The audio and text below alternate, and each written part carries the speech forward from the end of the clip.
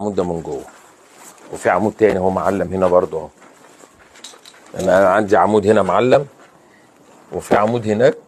يبقى احنا كده نخش نشيك على ده. مش فيه هيلتي؟ فيه هيلتي.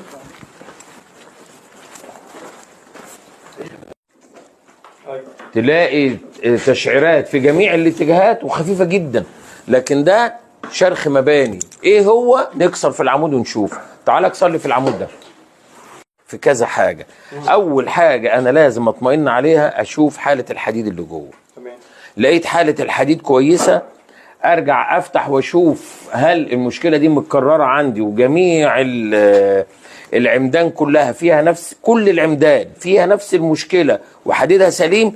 يبقى البيه اللي كان بيبني ما كانش بيحط حاجه اسمها لزاق، يعني ما بيحطش مونه ما بين جنب الطوبه وما بين العمود، وده المفروض انه يتعمل.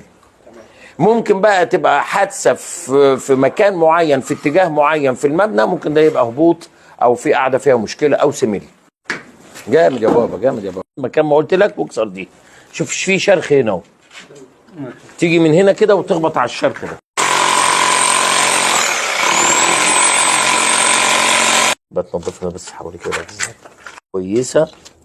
ده شويه الصفار البساط دول ممكن يكون كان السيخ على الارض بالمنظر ده كده. واول حاجه هي بتتاكل معانا سلك الرباط.